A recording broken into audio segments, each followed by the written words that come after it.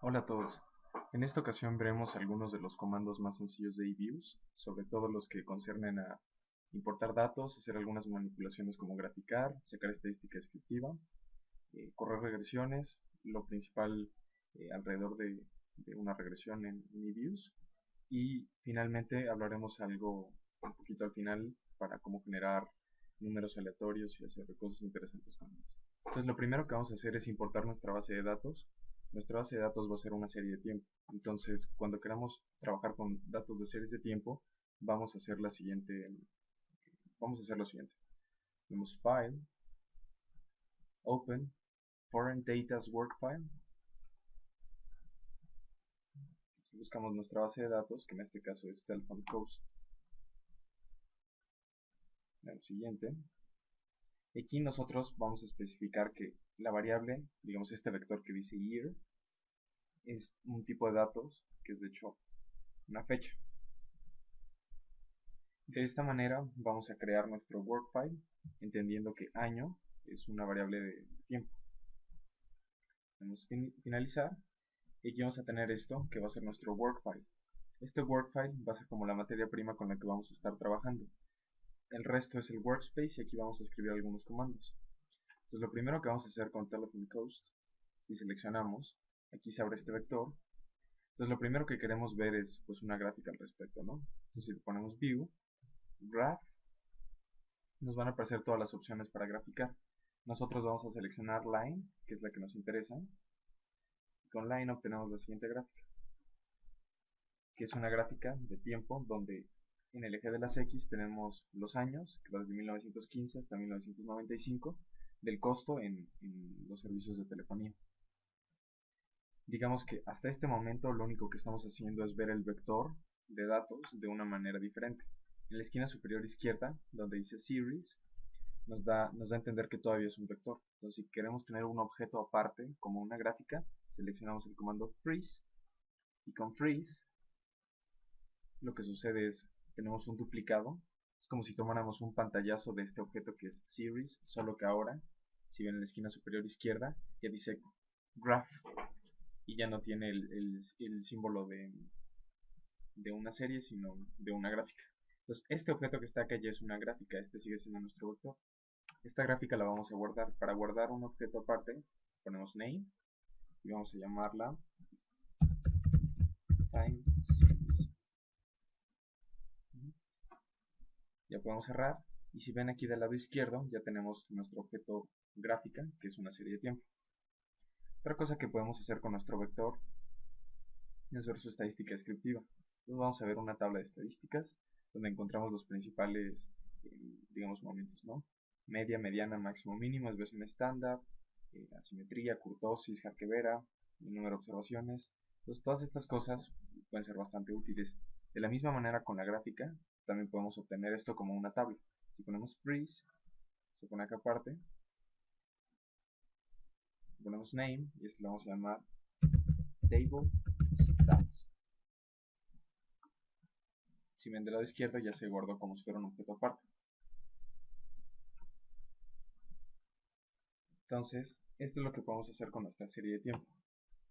Para trabajar otras cosas interesantes con los datos, vamos a utilizar ahora otra base de datos. Solo que la manera de importar estos datos va a ser diferente. Esto de aquí lo vamos a minimizar por ahora. Vamos a trabajar con una base de datos que se llama Wages. En lugar de hacer el file import, vamos a simplemente arrastrarlo al workspace. Y cuando lo arrastremos al workspace, ya se nos va a generar nuestro workfile. Entonces este workfile es una manera alternativa, digámoslo así, de incorporar datos a eViews. Esta base de datos tiene 526 observaciones respecto a las características sociodemográficas de una empresa en Estados Unidos para un año. Entonces tenemos un corte transversal. Con el corte transversal nos interesan otro tipo de objetos. Entonces lo primero que vamos a hacer es definir una cosa que se llama grupos.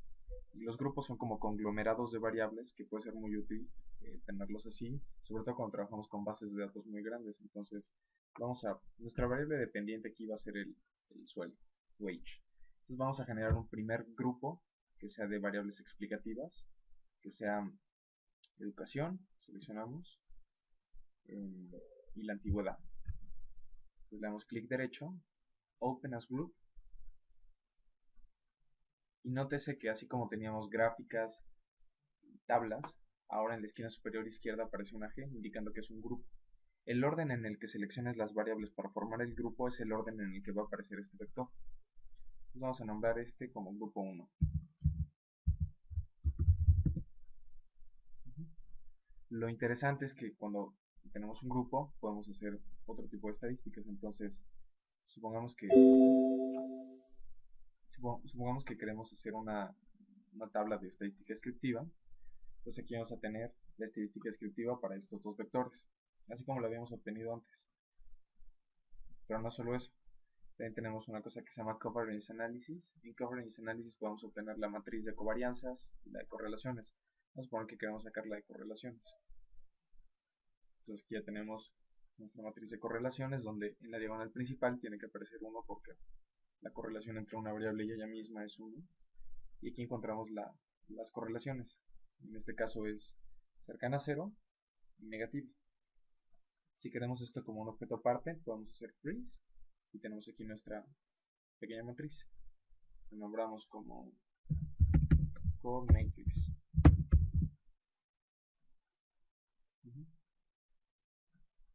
Si cerramos esto, no importa, aquí tenemos grupo 1 ya definido, entonces así es como le vamos a hacer. Ahora, anteriormente habíamos definido lo que era una gráfica, digamos, ordenada en el tiempo, pero también nos interesa tener una gráfica de dispersión, que es otra de las gráficas principales. Entonces vamos a abrir esta gráfica de dispersión de la siguiente manera. Seleccionamos Quick, Graph.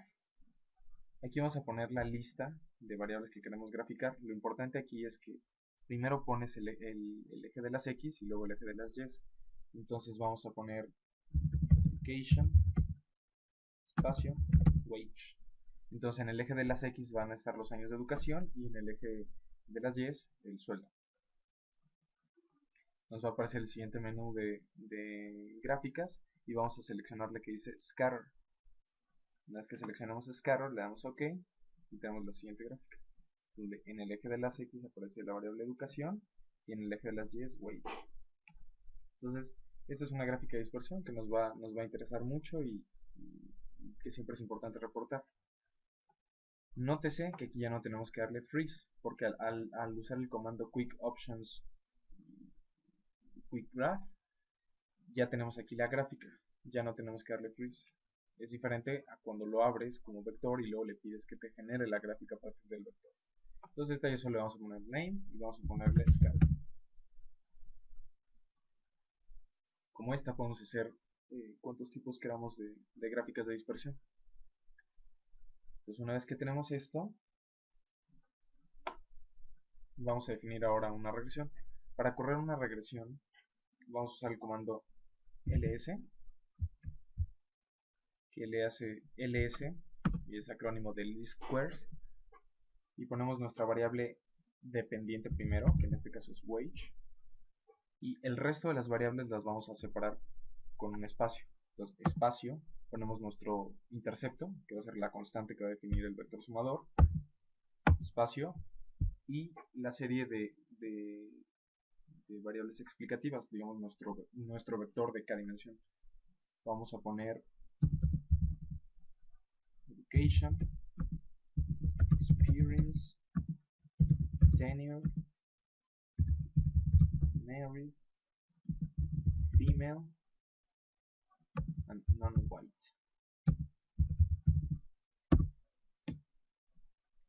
Aquí tenemos el siguiente output. Esta va a ser nuestra regresión de mínimos cuadrados ordinarios, donde en el primer vector van a aparecer el coeficiente de los betas, empezando con beta 0, beta 1, beta 2, 3, 4, 5 y 6.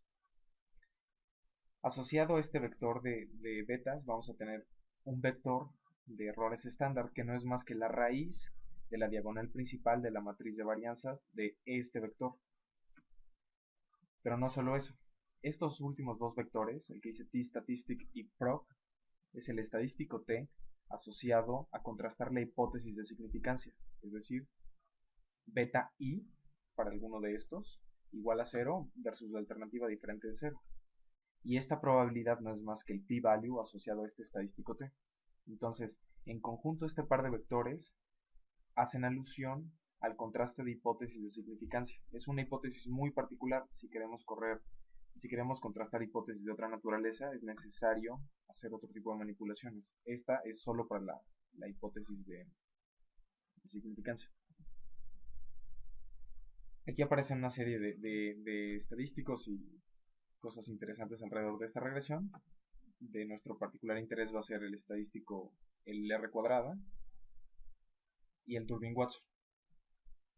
Para esta primera parte de la introducción, digamos que todavía no las necesitamos, pero eventualmente saldrá.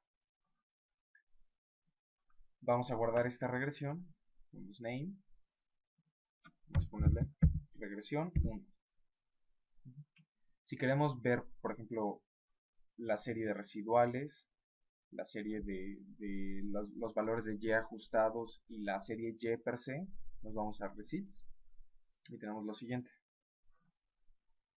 Nótese que la línea azul son los residuales, la línea roja que dice actual es el verdadero valor, o digamos el valor que estamos observando de nuestro vector y, es decir, es el sueldo del individuo y. Y la línea verde que dice fitted es la y gorro, que en este caso sería como el sueldo del individuo y después de que lo estimamos.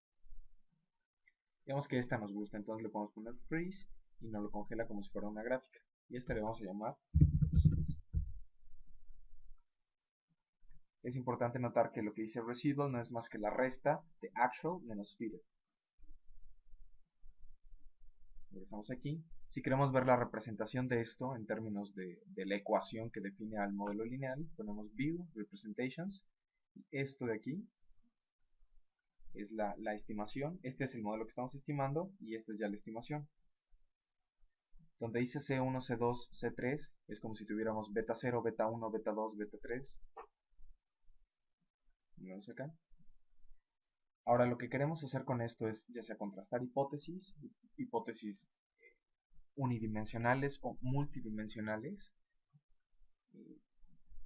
y otras cosas, pero de momento solo esas dos. Entonces vamos a la parte donde dice View y siempre nos vamos a concentrar donde dice Coefficient Diagnostics. En Coefficient Diagnostics vamos a definir lo que es el Wald Test. Lo importante del Wald Test es que eViews, la única prueba de hipótesis que te da preprogramada es la de significancia. Si tú quieres contrastar otra hipótesis diferente a la de significancia, tienes que irte a la parte donde dice Wald Test. El Wald Test es importante notar que es una generalización del estadístico T. Entonces, en lugar de tener programado una opción que diga estadístico T para una dimensión y estadístico Wald para multidimensional, solo se toma la molestia de definir el Wald a sabiendas de que tú puedes entender que si quieres hacer una prueba de Wald de una dimensión es exactamente lo mismo que hacer un estadístico T. Entonces vamos a contrastar una hipótesis muy particular, diferente de la significancia. Por ejemplo, vamos a suponer que queremos contrastar la hipótesis de que el coeficiente de educación, que en este caso viene dado por C2, recordar que C1 es beta 0, entonces C2 en este caso equivale a educación, C2 es igual a 1.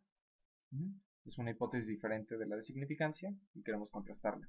Todavía es unidimensional. Y nos ofrece lo siguiente.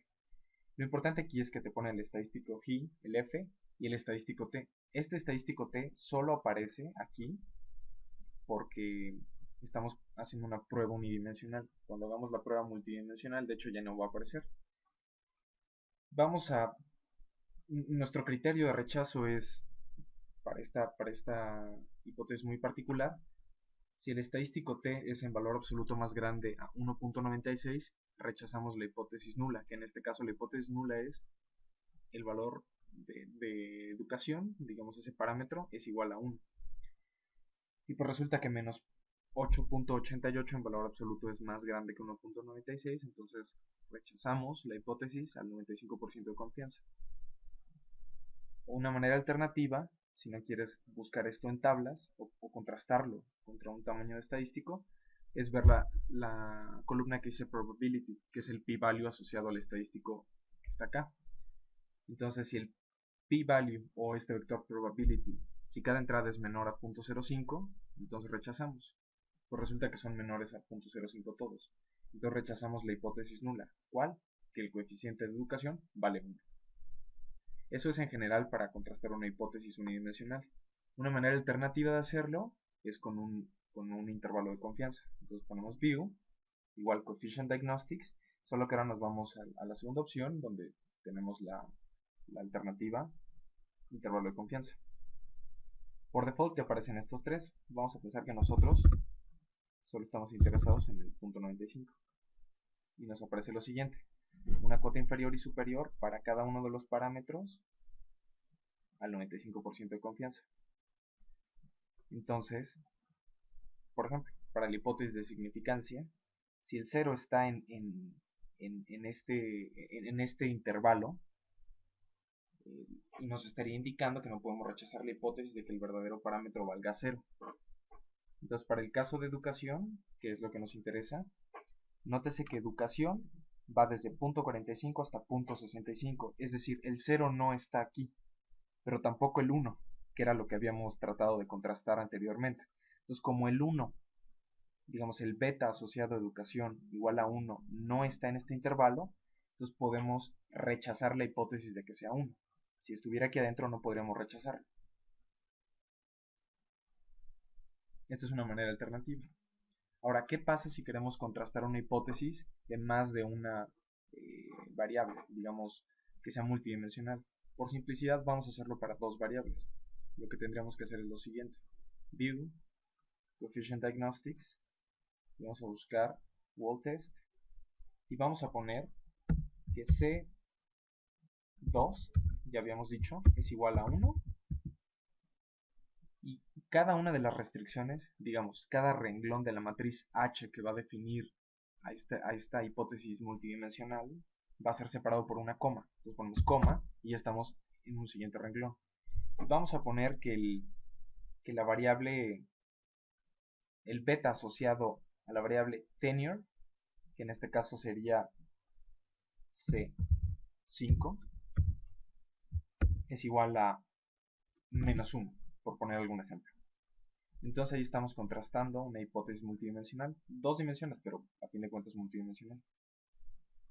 Y tenemos lo siguiente: nótese que ya desapareció el estadístico t, porque de hecho ya no tiene sentido en este contexto multidimensional. Nosotros nos vamos a quedar con el que dice g cuadrada. Este es el valor del estadístico de Wald, que es 95.68, que va a seguir esta distribución. Lo vamos a contrastar contra la g cuadrada con 2 grados de libertad. Entonces, si 95.68 lo contrastamos contra ese tamaño estadístico, resulta que ese tamaño estadístico es mucho menor a 95. Una manera alternativa es ver la probabilidad, y el p-value asociado a este 95 pues resulta que es menor a 0.05%.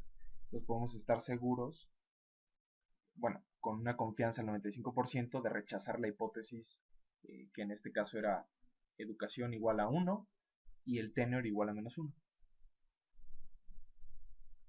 También podemos hacer esta prueba de hipótesis de una manera alternativa, que es a través de un intervalo de confianza, solo que como ahora ya tenemos dos dimensiones, técnicamente no es un intervalo de confianza, es una elipse de confianza.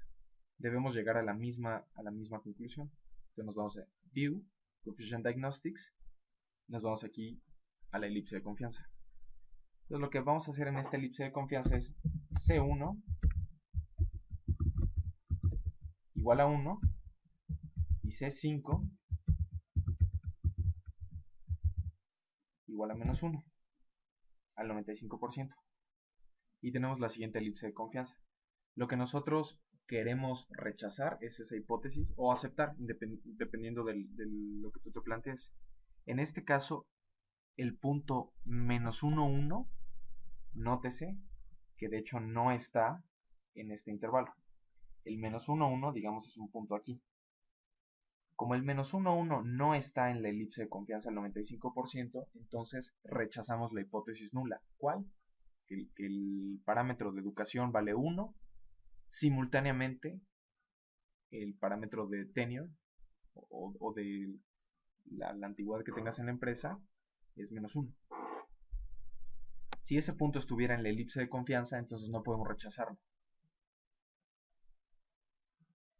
Entonces, volviendo aquí, lo único que hace falta es notar el siguiente hecho. Estos errores estándar son los errores estándar suponiendo que la matriz de varianzas es homocedástica. Y es algo que nosotros no queremos porque ni siquiera estamos seguros. Entonces lo que vamos a hacer para corregir esto es reportar los errores estándar que son robustos a white, o robustos a heterocedasticidad, o simplemente errores robustos. Para hacer eso, nos vamos a la parte que dice Estimate, y en Estimate va a estar justo la ecuación que nosotros estimamos, pero nos vamos a la parte que dice Options, y en Options, aquí dice Coefficient Covariance Matrix, vamos a seleccionar la que dice White. De esta manera, eViews va a calcular la matriz de White y va a reportar los errores estándar robustos. La manera de saber que ya estamos reportando los errores robustos es esta leyenda, que precisamente nos cuenta esa historia. Estos son los errores que tenemos que reportar. Esta es la manera más habitual de corregir heterocedasticidad, es decir, no hacemos ningún supuesto sobre la varianza condicional, ni suponemos que conocemos el modelo detrás de la varianza condicional, simplemente hacemos mínimos cuadrados ordinarios y tenemos cuidado en reportar los errores estándar. Los robustos.